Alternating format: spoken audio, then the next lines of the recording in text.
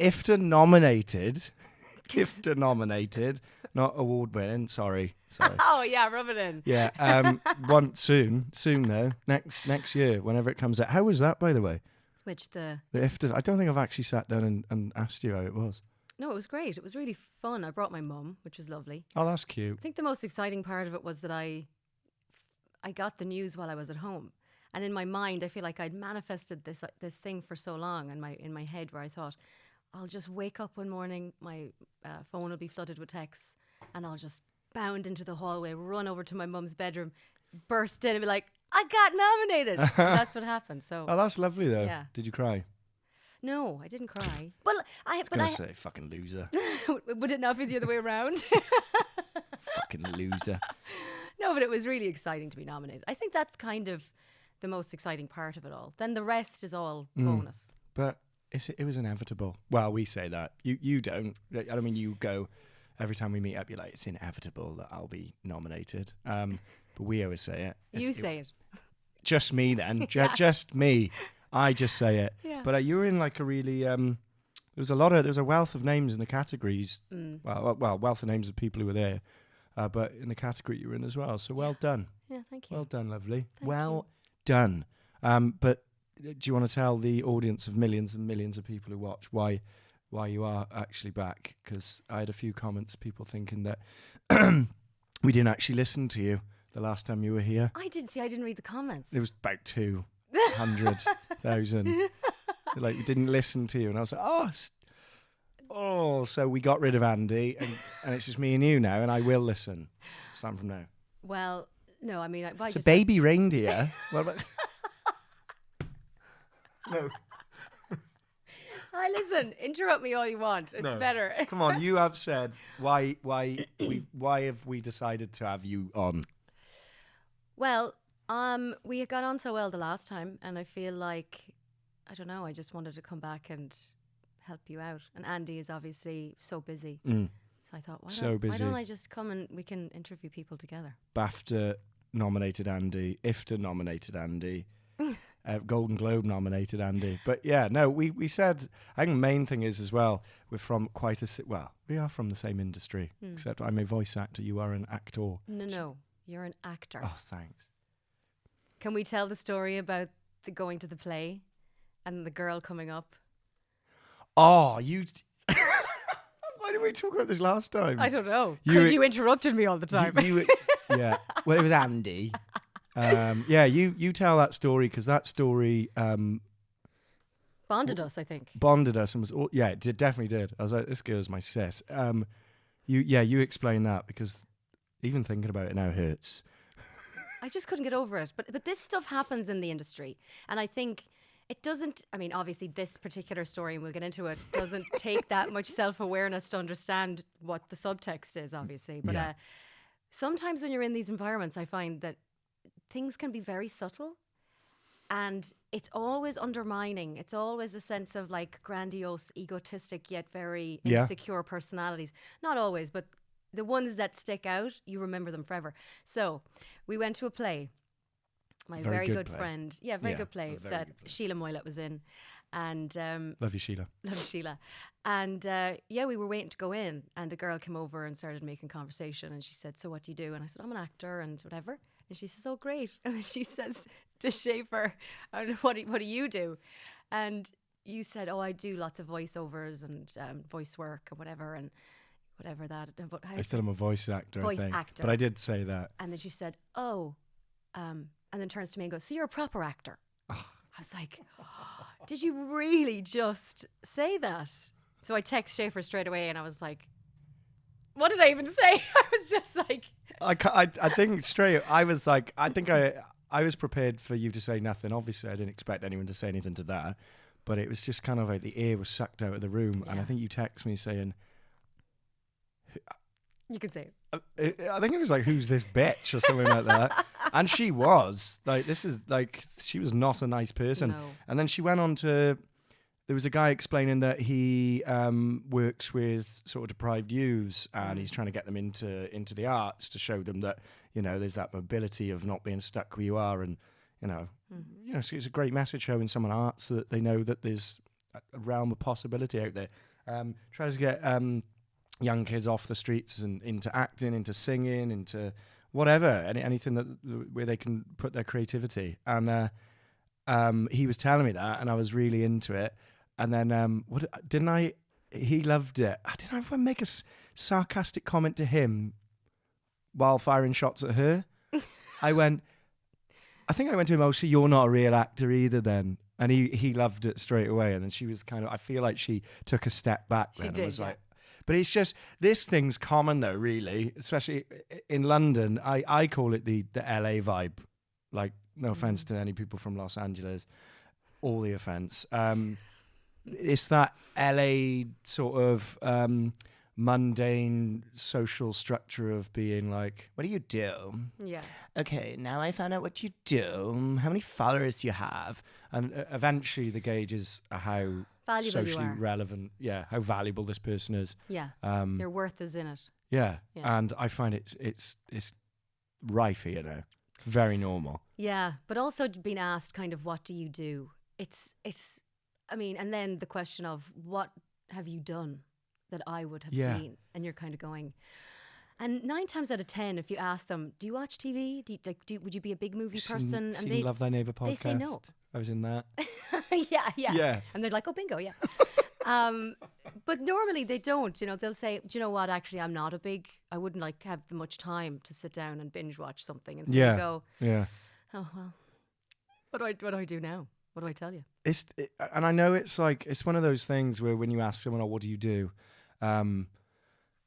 It's conversational anyway, isn't it? So True. It's kind of tough now for me I kind of judge people straight away as soon as they ask me that, when in reality they are sometimes just trying to be nice. Yeah. But half the time when you just get that sort of voice affectation of someone going, so what do you do? Oh, wait, I have a good one. I was watching a football match the other day, a couple of weeks ago actually, and had never met this group of people before, bar one. Okay. So sit down. I normally stay quite quiet in those scenarios because it's new, you're socially awkward, you know what to talk about, and like the football was on and I was like, we'll just watch this and have a drink, and one of them was getting married and I was kind of asking her, like, being polite, kind of like, what's the crack with the wedding and what are you going to do and where are you going to go? And then one girl just says, so what do you do? And I said, actor. And she goes, oh, like an international actor? I swear to God she said that. As opposed to a local actor. Like, what? Oh, if I was there, I would have laughed like this at her. I was I think I've heard a lot and I've heard it all, but I was just like, what does she mean by that? Well, what do you tell me? International actor. That to me is just getting a word that is grand and putting it like, oh, so instead of saying big time actor, you're like, oh, so you've. Oh no, she specifically then continued to ask, have you ever worked in LA? Have you ever worked in America? It was just to size it up. It was to kind of go, do I put any effort into getting to know you or not? I think the next time somebody comes up to you and says that, like, look, again, just to clarify, because I don't want to ever have a social situation where someone watches this and they go, oh, don't ever ask Shay for what he does. I know. See, this is the thing. I don't fucking know what I do. But that's half it too, right? It's just that it's really awkward to answer. And that's on us too, right? Because for sure. There's other creatives that are very, very good at selling themselves. They're very, very good at playing the game. They're really good. You put them in a social environment at an event or something and they swan around and they just know exactly who to talk to, exactly who everybody is. And it doesn't drain them at all. No. I think we're similar in the aspect of, I think that we would find it difficult to go up to someone and say, hi, I might be worth speaking to for 5 minutes. Would you mind if I spoke to you? Yeah. Do you know what I mean? Yeah. Probably a defense mechanism though, what's right? Happening? I think some people might like that though. I mean, we thought that when we went to this certain TV channel event with Andy, but they loved Andy and hated me, and I was talking. No, they didn't. Well, we talked about this in the podcast. Andy was all like talking to this lead channel commissioner, making all these jokes that were really sort of not on the nose, but they were funny. It's Andy, and he's fucking oh yeah, we got this fucking show idea, yeah, fucking hell. And I'm like, so it's been great working with Andy and sort of changing myself a bit, and sort of like, right, shut the fuck up, let the Scouser talk. He's interesting. But it's because he doesn't, he probably doesn't give a fuck. But Doesn't that's what care. I like. I don't like to care. I'd like to think any of my work that I've ever gained is because I've just spoken how I've always spoken, with respect, but not. I'm not. Hello, how are you? All this sort of changing yourself. I just think. Well, that's it. You have to be true to yourself. You have to be true to yourself. Yeah. But I think the next time somebody asks us, so what do you do? In that way, we just say, what were your bowel movements like this morning? Is that just do that? Why not? Bit weird, actually. A bit stalky. Speaking of stalky. Speaking of. Baby Yes, reindeer. yes. Baby reindeer. Baby reindeer. By the way, before we go into this, that what's his name? Richard Gadd, isn't Yes. it? Phenomenal. He's phenomenal. Believable. Fucking amazing. Also to do that show and go through all those like they were some dark scenes without me saying any trigger warnings. They were dark, and obviously he had to like redo that, and it was him. Spoiler alert if anybody hasn't seen it. Skip this. Yeah. Yeah. So the scene obviously where he's getting sexually assaulted.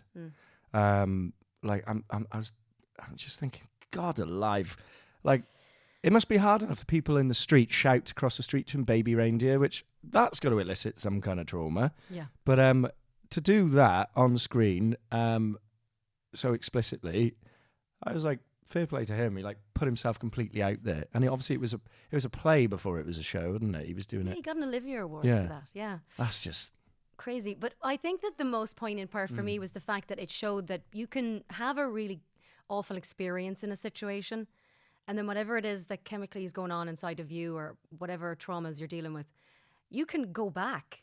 You know, I think there's so many people who get absolutely criticized heavily for, even in courts of law, if they go and say, look, I've been a victim of abuse from whatever, in whatever way. Yeah. I've heard like judges say, but why did you go back? Surely it wasn't, if you're going to bring a case against somebody, then you need to kind of let us understand how you went back to the scene of the crime or whatever. So when you see him in the TV show and you see him continuously going back to the cast or the director in it, I thought that was so interesting to show, because I don't think that's ever really been done in this way before. No, I don't think it has either.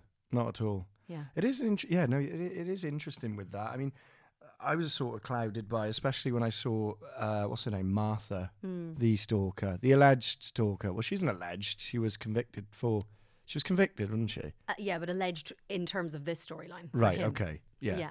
And we'll get on to the Piers Morgan interview in a minute. She allegedly stalked him, and obviously, I think Piers Morgan kept saying in the interview the other day, there are worse things that have happened. And I was like, okay, fine. I mean, when you look at the show, actually, there are worse things. Do you know what? The only thing I'm clouded by, in terms of what you said, where, he was... It's difficult to know that he's going into a police station or a court case, and they're like, "Why'd you go back?" Or people were saying that, perhaps reacting to the series and saying, "Why did he go back?" Yeah. I think people should be more concerned about, in my opinion, how Martha was found pretty quickly by the public, but the director/writer who raped him, that confuses me. Well, is that the sort of element of power? Oh yeah, for sure, because so many people now have come out and said, we know who it is. Okay. But nobody's saying who it is. Yeah, that's what I mean. But they're afraid, because look at all the storm now that's happening between Netflix and potentially them getting sued. And, if somebody was to say, oh, this is him, and for some bizarre reason they couldn't, well, how do you prove it though as well? Yeah. Because at least with Martha, you have the evidence of the tweets. No, they weren't tweets. There was 18 of them, Martha. 41,000 emails. 41,000 emails. She's like Diane Abbott. She's Scottish. Go on, carry on. I think Piers actually got her though. I think when you see her reaction, when he says, why did you have to qualify? Well, even if I did send the emails, the other stuff didn't happen.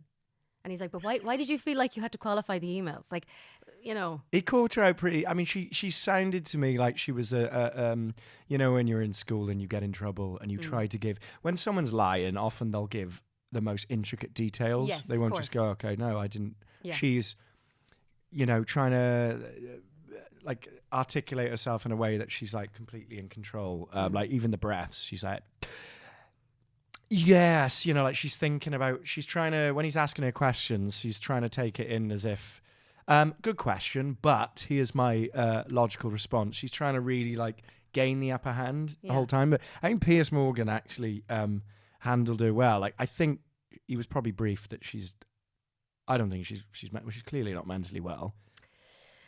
Well, if we didn't have anything to go by and we hadn't watched the show and knew nothing about her and we saw her interviewed on the TV, we just think that she was maybe a little socially awkward, right? What the fuck's gone on with Lorraine Kelly? What's happened there? But I do think that the deep breathing and the saying interesting question, it's not just trying to gain the higher ground. I think it's stalling. Do you know how people will repeat a question? Yeah. How many times, it's happened so many times where I've asked someone a question, I know they're lying, and they'll repeat the question back to me. Do you know what I mean? They'll give themselves a moment to sort of go, what am I willing to say now? Yeah, they're sort of taking it in, processing it to go, right, quick, like scrambling through the files in their brain going, oh my God, quick, what do I say? What do I say back to this? Oh no, she found it out. But I found it, she was, when he said to her, this is the bit that I was like, obviously, usually he'd be shouting her down, and he didn't. So I think he was very careful with how he handled her. But it was the bit where he goes, he's gone through his notes like that, and she's obviously like, oh, yeah, the interview's going very well in her mind. And he's going through his notes, and he goes, yeah, it says here, you went to university. What degree did you get? Well, I wasn't at the top of my year, but I did okay. And he went, so what grades did you get? As I said, I wasn't at the top of my year. Is it top of your year? I wasn't at the top of my year, but I did okay with my grades. And he's like, just at that point, what would you? I got a 2-1. It's deflecting. She was like, 13 subjects. It's deflecting. Yes, 13 subjects I did in law. 13 subjects, and I did very well. He asks her like 5 or 6 times, what did you get? She's like, I didn't do bad. So what did you get? Did you get a 2-1? What did you do? But how funny was it that this came directly after she'd said that she had a photographic memory? Yeah. And then she basically said she didn't remember because there was 13 subjects. Fuck. And then right at the start, she goes, I haven't actually watched the show. Obviously, I've just heard it from friends. And then 5 minutes later, she goes, I actually found it quite interesting watching the show that that it was a Scottish actress playing me. And then they go, he goes, oh, I've got an interview. So she lies and says, I haven't seen the show, but she says was that not the theatre show? Because she did say that that's another thing after saying she has a photographic memory. He says, did you ever see the actual theatre show? And she says, oh, I think maybe once. Yeah, but she did.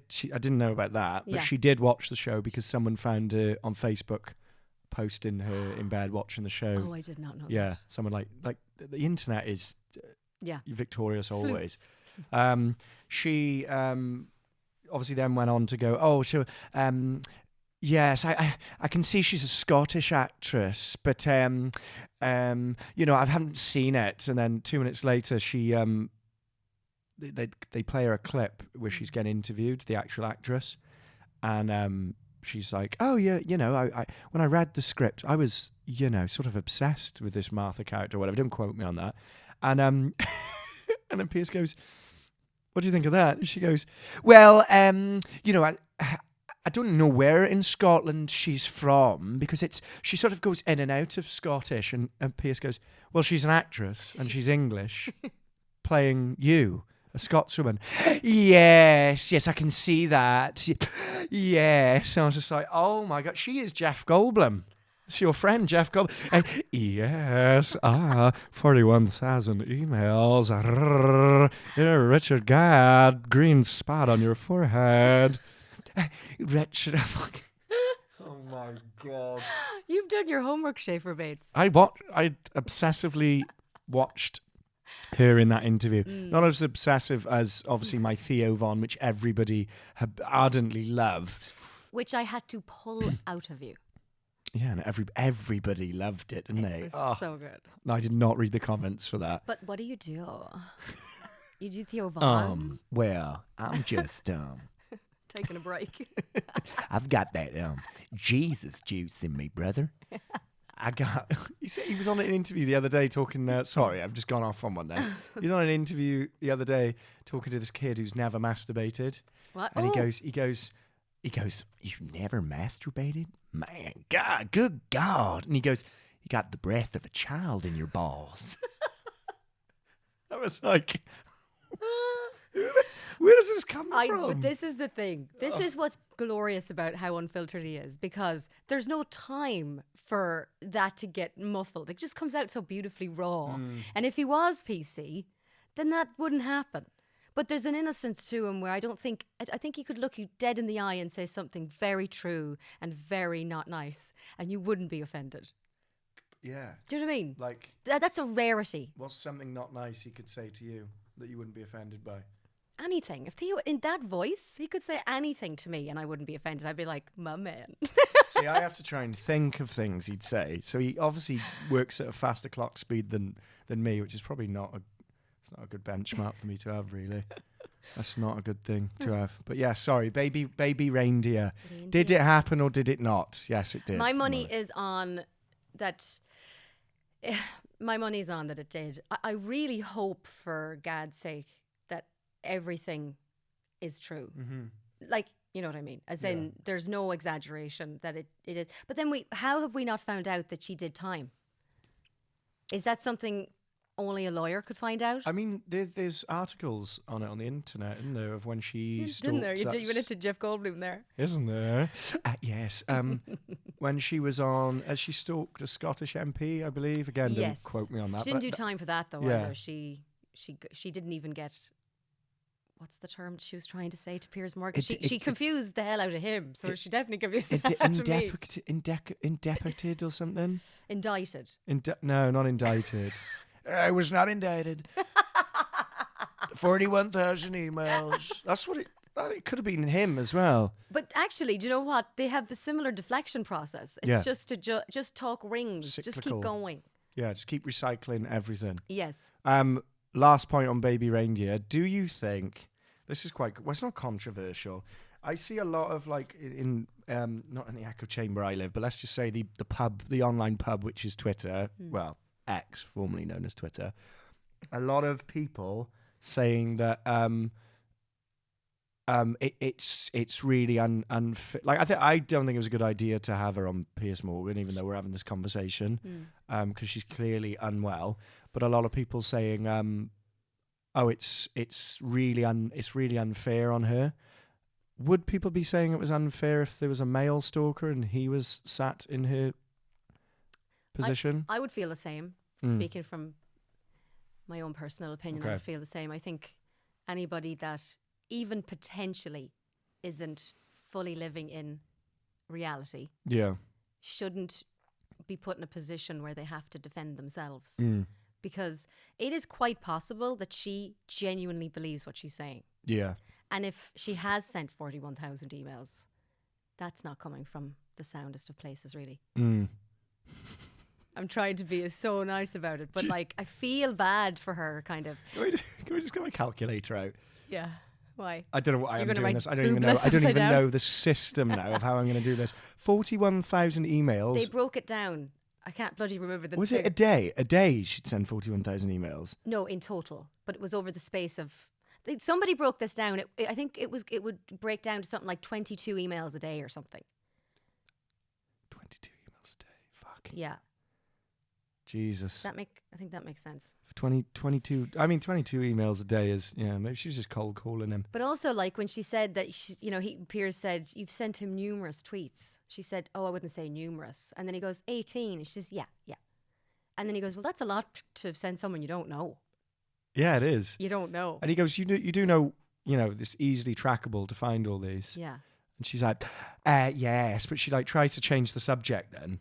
She just completely tries to change the subject. Oh. It's hard. It's a hard watch. But she's going to be a meme for a long time to come now. And she's suing Netflix. Apparently. I don't think she will. Her and her boyfriend aren't. She was like, we're not, but other people we know. And I'm like, are people going to represent you? Maybe they will. Maybe people, but wouldn't people take advantage of her situation for a bit of... But only if she's telling the truth. Yeah. Then it comes down to, does she just believe she's telling the truth, or is she actually telling the truth? But then that makes Richard Gadd an absolute psychopath. But does it either? Because if let's say it happened let's say 92% of it is true. So her. Great point to interrupt my point with. Yeah, sorry. I'm just trying to, because I'm like, oh, doesn't that make him a psychopath? So the chances are, like, well, 90% of it is true. Her argument is just, oh, how she was represented is not true, or she's nothing to do with the story. She basically denying she's ever stalked him. Oh yeah, she's denying she stalked him. She's denying that she sent the emails. She's denying that she attacked his girlfriend, that she sexually assaulted him in the canal, that she ever contacted him via voicemail, or I think she did say at one point email, then she said maybe I did send him a few. Yeah. That she ever was outside his house. She says she didn't know where he lived. There's basically everything bar calling him baby reindeer. I think that's the only thing, and obviously having met him a handful of times in the Holy Arms. She even denies the cup of tea being free. I mean, I've been to the Holy Arms and I've had a lot of things free, but shout out Youngblood. The other thing was, she said there's a certain type of people that go to the Holy Arms, and that's true. I'm not going to say, because I might get sued by the Holy Arms, but well, actually I wouldn't, because they're not representative of their clientele that comes in. All opinions are their own. But the reason I said would that make him a psychopath is because, okay, say everything she's say everything he's saying about it isn't true. She's like the backbone of the story. This is the problem. Yeah. Like, if anything has been, when you say something is a true story and it is actually modelled off of a real person, it's defamation if it's not true. Did they say it was true, though, or didn't they say it was... No, they said it was true. Oh, yeah. I thought they said they slightly... I know they said it was true, but they said some things were dramatised for the protecting identity. The name of the character. They didn't do fucking very well with that, did they? No, I think they found out who she really was within like 5 minutes. Someone from the Daily Mail or the Daily Star. Yeah, they went straight on her Twitter. Yeah. And it was... typed in. Loads of tweets, and she's an interesting woman. She's a bigot. Know that. Good Lord. You have a lot of opinions on Fiona. Is that her name? Fiona's a character from Shrek. No, Fiona Harvey is the real woman's name. Is it? Yes. What? I thought you just called her Fiona from Shrek. No. Scottish, quite a jolly lady. She's No, I Fiona. get the connection. That's how my brain went. Fiona. I was like, oh God, you woke up this morning and chose violence. I'm actually going to sue IFTA-nominated actress Elva Trill for the comment about me being... I thought... I'm a fucking idiot. I thought her name was Martha. Did you? Yeah, because you literally just said to me, oh, they hid her name. I actually thought her name was Martha. Her name is Fiona Harvey. Yeah. Not Fiona from Shrek. The way you looked at me there, I really thought I said something really, really bad, which I could say anything usually, and you just look at me and kind of smile. So clearly, I was like, what did I just say that offended you so badly? Obviously. And you, before that, were like, oh, you've really got a lot to say about it. And I'm actually defensive over her now. Yeah. Yeah. I'm actually the one who's getting up in court with her to represent her. Really? And I'll speak the same as her as well. Obviously, you've been acting since you were... a young'un. How old are you now? 29. So you've been acting since you were about 28. So you've been IFTA nominated within 12 months of acting. No, I was talking about this in the Soho house with you the other day. About... I was going over like most embarrassing auditions. Have you ever had an audition? That's a shocker. I've actually found one that I did when I was 18. Oh, tell me. That literally came to my head yesterday. Because I've done some auditions where I've been like, fucking hell. I walked out and been like, oh my God. This was when we'd go in. You're really hard on yourself though, I think. Oh no, if this ever sees I hope it's been removed now because I was at 19. But I was actually going... So, right. Do you remember the show Geordie Shore? Yes. Right. They did a show in Cardiff called The Valleys. Which I remember it. Right. And they did open auditions for it. Right. And I was just going into that comedy YouTube scene at the time. Okay. And my thing was sort of like taking the piss out of these shows as sort of David Attenborough. It was about 1920. And there wasn't a lot of this content online, and there wasn't a lot of famous people online. There's like 20. Now there's more famous people than non-famous people. But I was like, I'm gonna go to this audition, and I'm going to be a character. I'm gonna be exactly what they're looking for. Okay. Oh my god. On now it sounds like I'm just going. Oh no, I was definitely acting. Yeah. I was in character. I honestly was. Okay. But if anyone sees this audition tape, because it was like producers there, the light of day, I'd have to be like, I was 100% acting. How do we find this? It was with MTV at the time, so hopefully it's gone. I mean, they shouldn't still have it on file, but I went in, got myself fake tanned, right? Chemically straightened my hair, full on like skin fade, which I had a skin fade for years anyway. Like we all kind of went with that down that route. Was it straight like back or straight down? Oh, it was. Because there's a huge difference. Oh, it was straight down. It was back when everybody had like that fringe, like the fluffy fringe. Oh, indeed. I had this turquoise, baby blue shirt. So this was 2010. So baby blue shirt, massive collar. Everyone used to have the massive collars. White collar, white trims, and then baby blue shirt. Chest out. Didn't have much of a chest. I was built like a praying mantis. Fake tanned, and oh god, I need to see this. And I went in. I was so baby-faced back then. Now I look like I've worked an uphill paper round, but I was so baby-faced back then. And I walked in, and I was really into this. I was like, I'm gonna, like, what if, like, my idea, right? Okay, let me explain what my idea was. I wanted to go on the show, but I was like, I'm a fucking skater kid. I ain't getting on the show. Like, I can make people laugh, but it's not like at the expense of other people. People might laugh at me, not with me. I was like, how am I going to get on this show? Because I can't just turn up and be like, hello, I'm Schaefer. I like skating and stuff like that. So I went in, and it was fucking disgusting. So bearing in mind, like it was chauvinistic. I'm not going to use the word misogyny. Okay. I don't hate women at all. Today. God bless today, yeah. God bless all my sisters. I sat down. There was two women behind the camera like this, and bearing in mind back then, Geordie Shore. What was the main thing they used to talk about on Geordie Shore? It was it was normalized. It was normalized for men and women on there to be like, I got these birds back and I fucking banged them, and she was fucking great and all that. And it was all like, get the girls back, have a protein shake, get them banged. Bosh. Scotty T. Who brought that to the audition? You. Who brought that to the audition? Welsh as fuck. Do it in a Welsh accent. Oh no, this is what just comes to me. This is what comes to me. Is the woman, right, so she's going up, she's like, what's your name? And I'm like, hi, my name is Schaefer Bates. And straight away, the arms like that. Hi, my name is Hi, my name is Schaefer Bates, and here's why I should be on the valleys. And they're like, so they ask you a question behind the camera, and obviously you've got to, you can repeat the question back to yourself. You can't be like, why do I? So I was like, they went, what's a method? What's a method of pulling someone on a night out? And I went, what usually gets a girl back to mine and me banging them is I just do a few accents. And they were like, will you do a few accents? And I did this American. I wasn't like doing impressions and stuff. I wasn't going to go, oh yeah, David Attenborough. So the lady comes back to my room and we have intercourse consensually. But I went, they went, oh yeah, you could tell like these girls were just like, fuck, we've had about 20 of these today. They were like, oh, go on.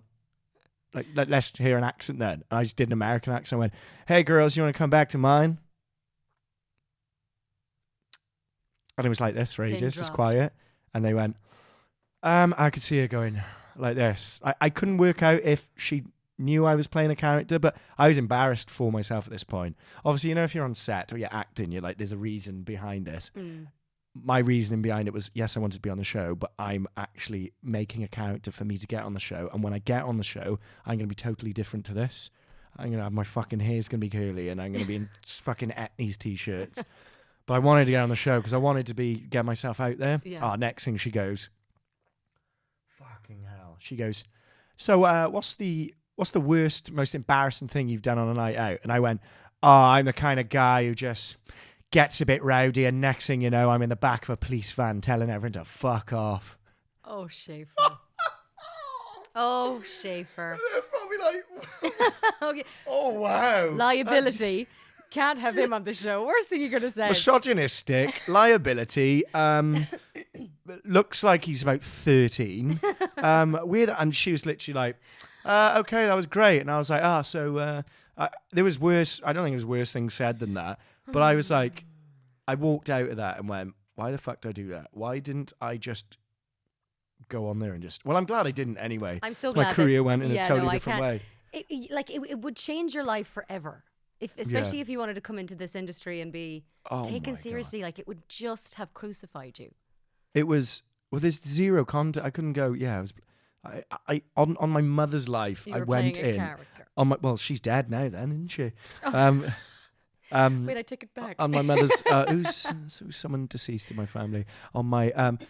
No, on my mother's life, I genuinely was like it's kind of sad. I wanted a route to show off like my comedy at the time, and I was like, the best way of doing it is to pretend to be someone else, so that I get on the show and they're like, oh, he might be funny for ratings, because at the time it was Car Crash TV. It was like, and yeah, halfway through I was like, all right, this is gonna be bad.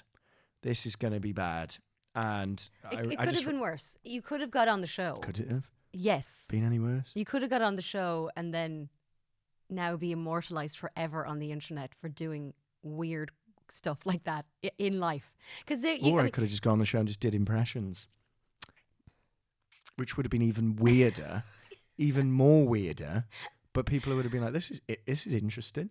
But I hope that never sees the light of day. I've done some embarrassing auditions where I've like gone in and they've given me the character brief and I've just got the tone completely fucking wrong. But I think that's normal. But what about you? Because I'm cringing. Look, my knees up. I'm like fucking protecting myself against. I'm glad Andy wasn't here for that. Oh yeah, he'd like, rip you. He'd love that. Yeah. Like the second most embarrassing moment of my life, as I've explained before, is when Andy. I think I've said this so many times on the podcast, when Andy were at the comedy gig. No, I didn't hear this one. We were sat at the Hoxton round the corner comedy club. I've said this so many times on the podcast, so I'll cut it really short, speak really quick. And we sat right at the front. I was like, let's sit at the front, sit with the comedian, about 50 people in there. And he goes, are you all having fun everywhere? And the comedian, and Andy, he goes, yeah. And he goes, yeah, yay, like that. And Andy gets up and he goes, oh, by the way, everyone, we got Schaefer Bates, impressionist and comedian in here tonight. Way! And everyone just went, and nobody looked at Andy as if to go dick. They just looked into the back of my head as if I paid him to stand up. So that's the second most embarrassed I've ever been. But yeah, please tell me about if there's ever been a time where you've just been like, not even embarrassing, but you've done an audition where you've been like, fucking hell. Most of them.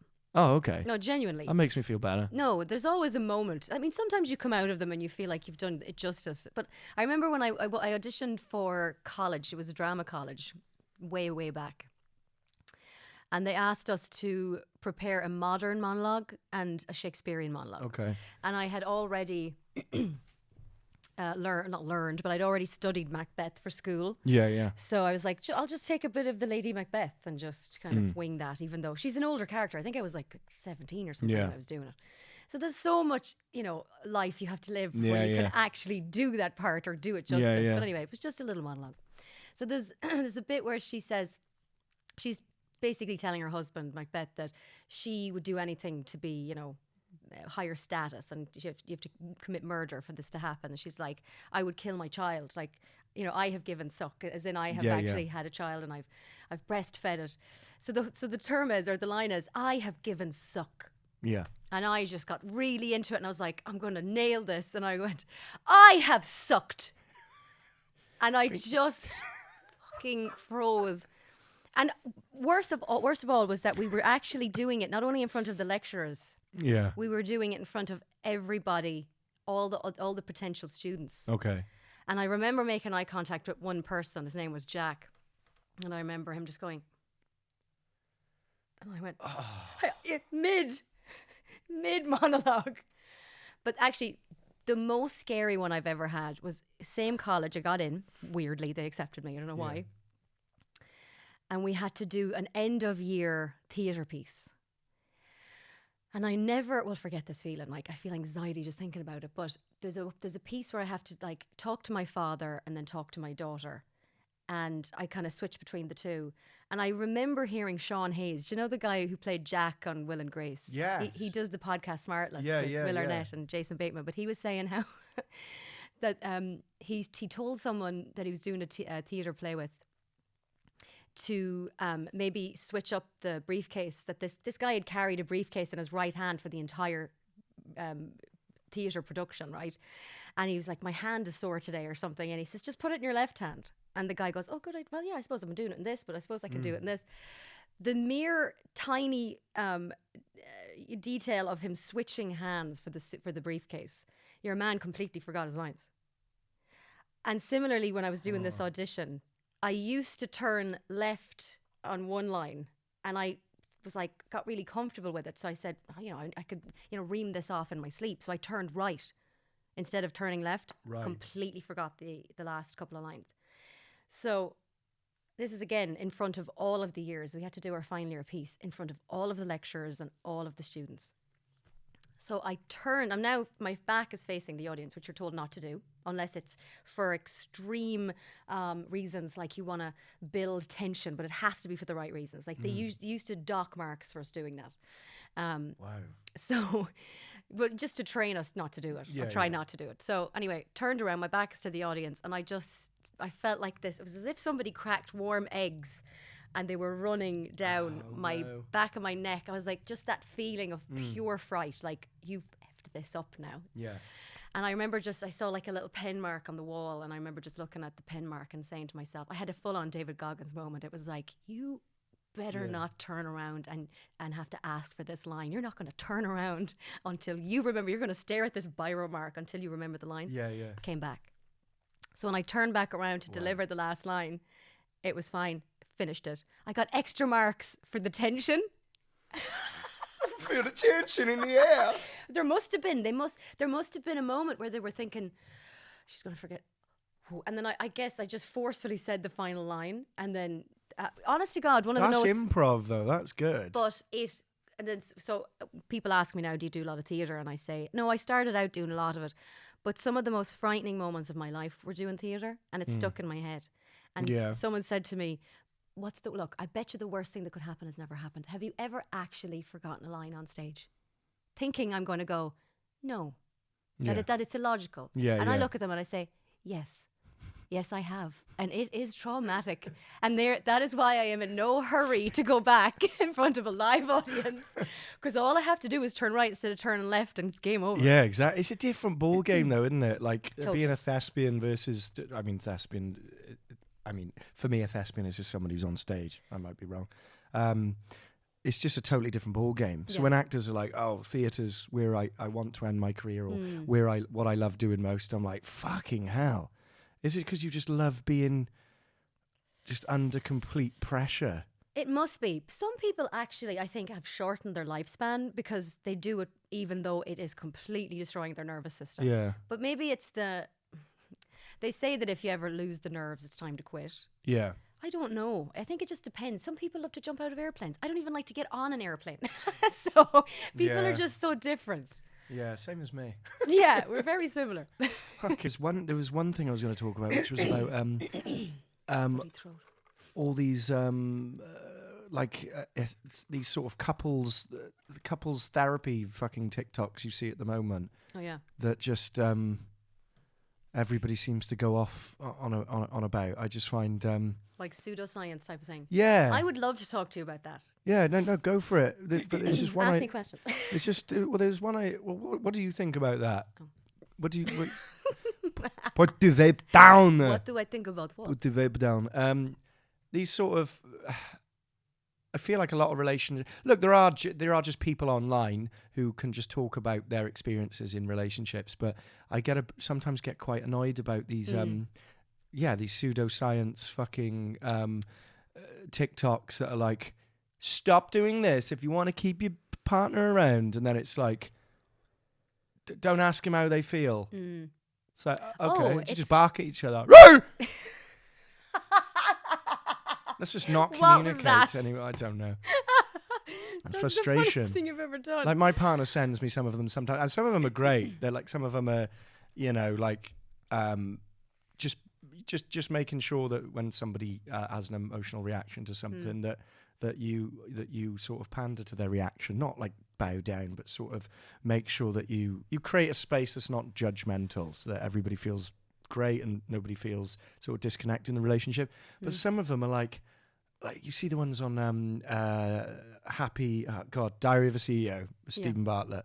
It'll be like 99% of couples, and you know they do the stingers where it's like 99% of couples end because of this, and then it'll go grey, and then you watch the podcast and it'll be like 99% of couples end because of this. They have no fibre in their diet. It's like of all the things, not the emotional abuse that they might be distilling upon each other, putting upon each other, putting upon each other, or you know, anything like that. It'll be something like, low testosterone can affect relationships. Here's things that you can do to change that. It's like, eat more strawberries. Oh yeah, for my fucking hormonal imbalance. But yeah, I just want to know what you think about that pseudo, mainly with relationships, because it's across the board. You see it a lot of the time. You see like a bald henchman being like, if you got a dream and you're telling your buddy you want to win this thing, then tell him to stop fucking dreaming and fucking get on with it. I mean, like the relationship stuff that is like, you need to change this in order for your relationship to work. Like, I think if you make your bed, your relationship will work. Yeah. Okay. Small victories. I'm kidding. Well, you're dealing with people who have avoidant attachments, here we secure go. attachments. Buzzwords. No, but here's, okay. I'm actually, right, so. I'm well versed in this. No, but. I have a TikTok channel. No, I'm studying psychology, Shape. No, I'm not. That's the unfortunate thing about it, right? Yeah. It was almost like the word positivity or manifestation or whatever. Those words, you can't use them anymore. Yeah. Even though at one point they had a very nice beginning, you know, and they were things that you could. Did. Yeah.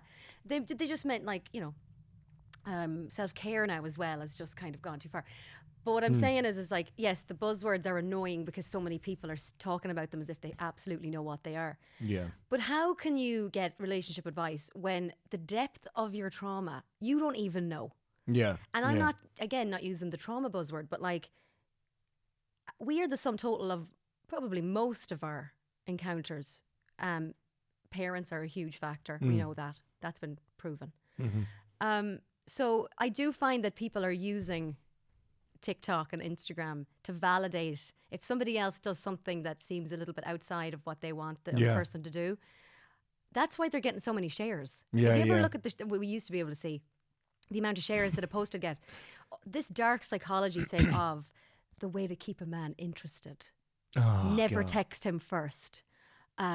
Never ask him how his day was, because, you know, as in, you don't really, and it's, this dark feminine energy it's rife online. But like, I don't know a single relationship that's healthy that operates like that. But that dark feminine energy is also a byproduct of fucking toxic masculinity, though. Yeah. It's so all cyclical.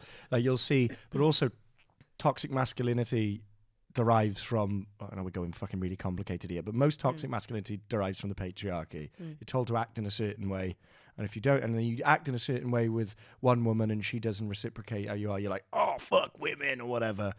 It all boils down, but no, you're totally right. That sort of, that's another one, that infuriates me. Don't create Mystery. Create mystery. It's like, all right, that is fun for the first 4 or 5 weeks, maybe a month or two, but eventually, like, what do you have at that point? What substance do you have with anyone if it's just like you get 3-4 months in and you're still being mysterious? It's like this is boring ass shit. But it's also conditioning the next generation. Yeah. So if all women are going to create that mystery, then also give up parts of themselves that men want them to give up, as in like surrender to, and I don't know if that's the right terminology to surrender, but like, you know, to be in a relationship. Yes, surrendering. Yes. But they're going to be conditioned to find that attractive and alluring because that's what their mother's going to be like. And it's just going to be a perpetuated cycle. But and that scares me too, because I feel like the next what is the next generation of people going to be like? Are They men don't talk to each other? But this is why you're so good to talk about this stuff with, because you have a lovely balance of sensitivity. Can you say that into that camera, please? He has a lovely balance of sensitivity, but you're also Lovely balance. yeah, A lovely balance of sensitivity. So very balanced indeed. Sorry. and That wasn't me. but yet having a masculine energy. If I know that people don't even like that term, masculine, feminine, whatever, but you know what I'm trying to say. Like there's a sense of, I think a woman could feel very protected by you, but also very well, but you're also very attuned to, and I hope you don't mind me saying, but like you are so attuned to the fact that a woman might be 3 days away from having her. I'm flow. not having this. I'm not having this. I know nothing about their progesterone or their hormones. But you are, and it's great because you're sensitive. You understand you're a guy, and I don't think a lot of guys have. I don't even think. I don't think it's their fault. I don't think women actually open up to men about kind of their hormones. I think that we get told, oh, it's that time. Oh, and then, you know, women get judged silently or not. Oh, I've been guilty with my partner of pigeonholing her before, but she told me not to do it, and I've stopped it. Where you're like, you just got to be aware and keep it to yourself, I guess. Yeah. I mean, but because if it's obvious, it's obvious. But you don't have to say it because we're conditioned to thinking that if a guy says that they're basically saying you're being really annoying right now, and I know that it's for a good cause. It's true, but you're still really annoying. Yeah. But no, I think that's important. But no, back to your question. I don't think that. This is a right little neurodivergent spice box. Let's talk about these pseudoscience TikToks about how to make your relationship better. But by the way, you're really good with female hormones. Thanks. Welcome to my brain. Yeah. It never goes in one literally direction. This is a disco party. This is. Jesus. Yeah, I don't think it's healthy, basically. I don't think it's healthy. I think people who genuinely go and sit down in couples therapy with a licensed therapist will not come out with one fits all cure. Yeah, for sure. There's going to be a million different things. And microaggressions that you aren't even aware you're doing. I have become more aware recently with my defense mechanism. Something could happen in my relationship and I will center myself so that I'm trying to emotionally regulate myself. And I do it to such a degree that I feel stronger after it, right? I feel like, oh, that felt crap for a minute. I actually feel okay now because that's not as bad as I figured it was. Yeah, and I can move on. And I don't want this to be laboured over. But then I find myself in moments of joy and happiness in the relationship making very sharp jokes. Yeah. I'll in a moment of complete bliss where my partner is saying, "I really appreciate you," and I literally just be like you appreciate it, and I'll do it. That's a classic. But I'm doing it in a way that's like, I remember. Don't ever think I'll forget. But I'm fun, so I'm going to say it in a way that doesn't sound aggressive. I find that as kind of like a funny little quip that I will say, sorry to generalize, females do, which I find it's funny and quite endearing, is the whole, God, remember that time we went to that restaurant? And they go, like this. They're like imagine my girlfriend now going, don't say it, don't say it, don't say it. That was with probably one of your other girlfriends. I love that. It's true. It's funny. It's true. It's like, God, don't say it, don't say it, don't say it. Because I think deep down, a lot of us, I can't speak for everyone, but I can speak for me and I can speak for some people I know. Yeah. The worst fear isn't being cheated on. It's not being someone being disloyal to us. It's the fact that someone thinks that we don't know or won't know. That there's this mentality of she's the ignorant girlfriend. She's in the dark. Okay. Poor thing. Yeah. I think that if you want to get a woman riled up in 60 seconds, that's the way to go. Yeah. So I think when we say things, blurt them out, we're kind of like, I know. It's like going, I'm aware of this situation. Yeah.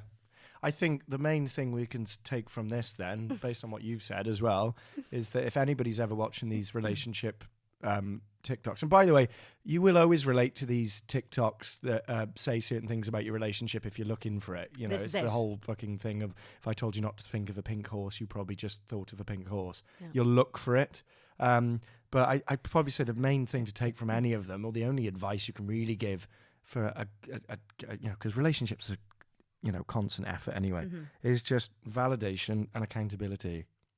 I say them. They're the two main things. And communication is given the crown, but actually it's perspective. Yeah. Like you can communicate all you want, but if you realize that the other person's perspective, the way that you've communicated it might not be landing. Yeah. So there, it's trying to figure out the other person's perspective. Yeah, That's yeah. the empathy part of Yeah. it. So people kind of go, oh, he can't communicate. It's like, well, he might be communicating, or she might be communicating in a way that's not your love language, right? Some people are different that way. But nowadays, if you were to listen to these things online, it'd be like throw the baby out with the bathwater. It's like, oh, he didn't say sorry, and he got really defensive. So red flag. I'm out. Yeah. Oh, if we go into that ick culture, this will be an entirely other episode of fucking podcasting.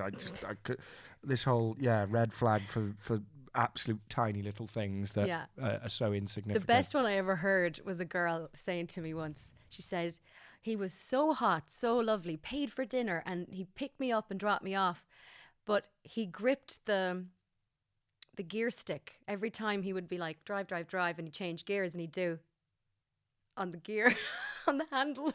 He would just do like a little she's like, I couldn't see him after that. And I was like, you just weren't that into him, were you? Well, it's weird because it's so superficial. It's a superficial thing, but maybe it reminded her. This is what I'm saying. People are so complex. Maybe it reminded her of something really shitty that happened to her when she was a kid. Do you know what I mean? Maybe somebody like rapped on her window. I don't know. Someone like the Queen waved at her or something. Like, good lord. Salt Bay. She didn't like Salt Bay. I mean, the other thing you can do is just send someone 41,000 emails in a relationship. I think that's a good one to let them know that there's always that as well. And the handwritten letters, don't forget those, like 400 handwritten letters, or 100 and something. A little bit of sexual assault on a canal as well, if you want to. No. No. Should we cut that one there? No, we will cut that part. Every time I sit down with you, someone's getting sexually assaulted. Not by you. Not by. Well, I fucking hope not. Old Fiona, bless her. Oh no, not bless Fiona. What's your favourite? What was one of what is one of your best moments you've had this week? It doesn't matter how insignificant it is. I'm trying to elicit gratefulness lately, for even the tiniest of things. Someone very special to me, said something, just made me feel really. It's your boyfriend. Yeah. Okay. Yeah, but I didn't want it because maybe it's hard launch. Hard launch. We're losing followers now because Elva's got a partner. Fucking hell. No, but isn't it weird that sometimes the simplest of things when I say them, I'm like, oh, that sounded really pretentious. Do you know, even saying I'm an actor sometimes makes me feel like someone somewhere is going to go, yeah. Or like, oh, I have a boyfriend. It's like, I don't know why that happens. Does that happen to you ever? Trauma. Use all the words, trauma, gaslighting, all of it. It just sounds pretentious sometimes. The way, tell me I'm not wrong. Or that's a red flag. No, that's God, disgusting. That's an ick. No, I get that, I guess. But yeah. What about you? What did somebody do for you? Or what happened?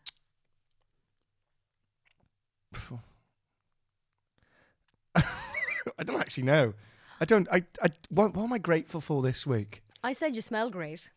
Yeah, I mean, I'm not grateful for smelling great. I mean, that's fucking something you should probably handle that. So some guy came up to me quite aggressively in the park, actually. I don't know. I was coming out. Was he evil? I'm back again. It's me. I'm in the room. And Stormy Daniels is not. So this guy came up to me in the park on yesterday. I've had it a few times this week, but it was really odd. Massive guy. And he's coming through like that. And he's got his beers because it's a sunny day and everybody's in London Fields. And he went, stop. And he said something like, yeah, you know. And I went, what's happening, bud? It's really Welsh. Fist pumped him. He went, yeah, you know what's happening. And I went, what? And he went, he had like a Geordie accent or a Northern accent, I can't remember. He went, you fucking mint, you fucking know, you're fucking mint. And I was like, he said it so aggressively. that it made me really Welsh. And I was like, went right back into my roots.